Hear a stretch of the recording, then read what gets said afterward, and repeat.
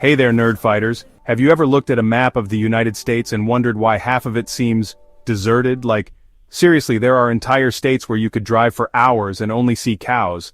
Or maybe just tumbleweeds. It's a little eerie, right? From frozen wastelands to endless fields of corn, some states are just sparsely populated, to put it nicely. And it's not because they're terrible places to live. Well, okay, maybe some are a little challenging. So today we're diving into the heartland of emptiness, exploring 7 U.S. states where the population density rivals that of the moon.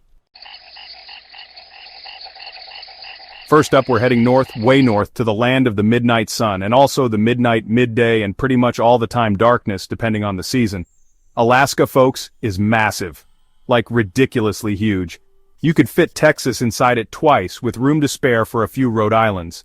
And yet, despite its sprawling size, only about 730,000 people call it home. That's fewer people than you'll find crammed into San Francisco, a city that could fit into Alaska roughly 400 times. So, why are so few people brave enough to live in the last frontier? Well, let's just say that Alaska doesn't exactly roll out the welcome mat. For starters, the winters. Oh, the winters. Imagine the coldest, snowiest, most bone-chilling winter you've ever experienced. Now multiply that by, like, 1,000, and throw in a polar bear for good measure. That's an Alaskan winter. And don't even get me started on the roads, or rather, the lack thereof. Many Alaskan towns are completely cut off from the rest of the state and the world during the winter months. No roads in, no roads out. You're basically stuck there with your thoughts, your canned goods, and maybe a moose if you're lucky. Next, we're moseying on down to Wyoming, the least populated state in the entire United States. Seriously, folks, there are more antelope than people in Wyoming, and probably more tumbleweeds, too. With a population hovering around 580,000, Wyoming is basically one giant windswept expanse of sky, mountains, and cattle ranches. Now I know what you're thinking, but John, that sounds kind of peaceful. And you're not wrong, Wyoming is definitely peaceful. It's also quiet, like really quiet, like you could hear a pin drop from a mile away quiet. And if you're the kind of person who thrives in the hustle and bustle of city life, that level of quiet can be deafening. Job opportunities in Wyoming are about as plentiful as trees in a desert. Hold on to your hats, folks, because we're heading to Big Sky Country.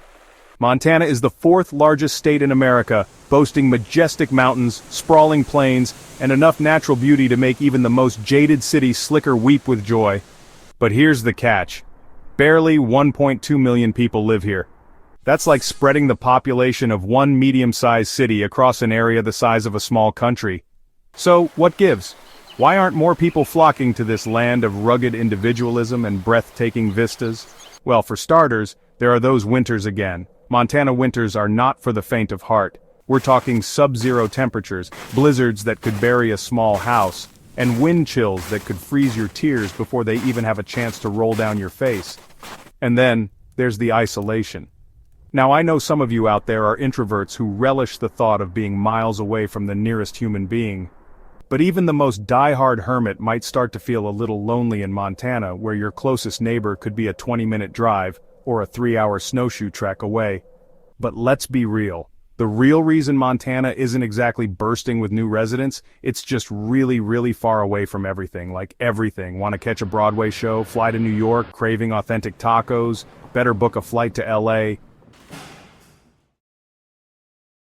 Next stop on our tour of American emptiness, North Dakota. Now, North Dakota is a state that often gets overlooked, and frankly, it's not hard to see why. It's a land of vast plains, endless skies, and a whole lot of nothing.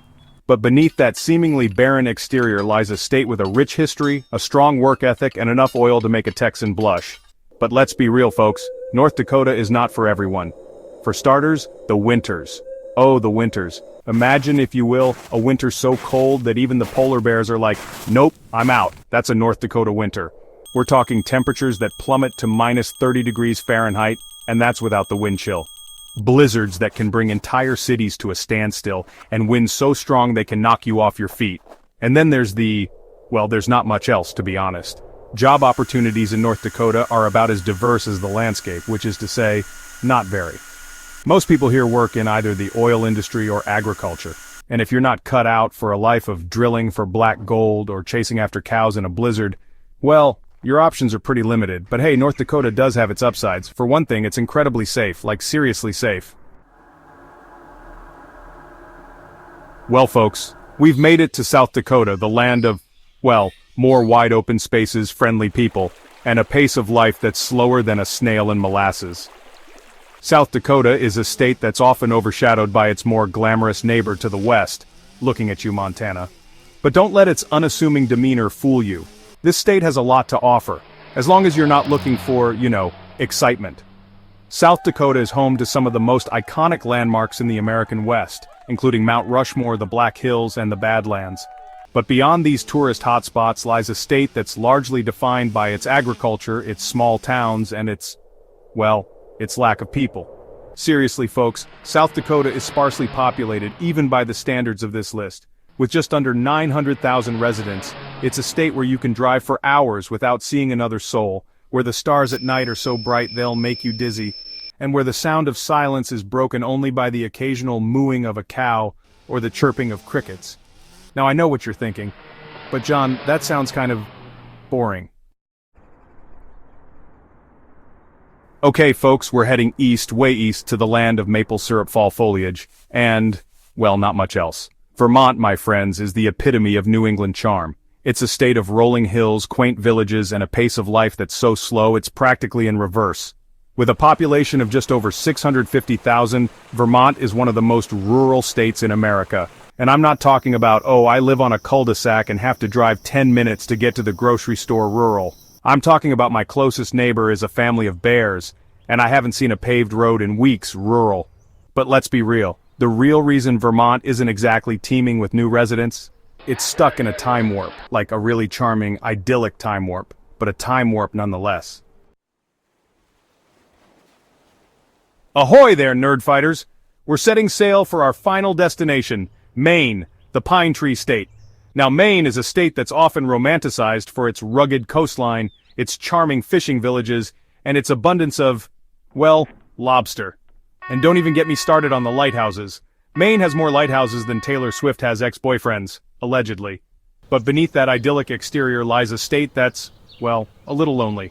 With a population of just over 1.3 million people, Maine is the most sparsely populated state in the eastern United States. And most of those people are crammed along the coast, leaving the vast interior of the state feeling about as lively as a graveyard. But the real reason Maine isn't exactly experiencing a population boom, it's basically one giant, beautiful, and slightly terrifying forest. Like, seriously folks, if you were to drop a pin randomly on a map of Maine, chances are it would land in the middle of nowhere.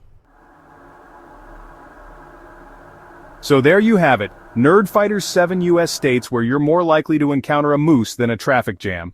These states may not have the glitz and glamour of big cities, but they offer something even more precious.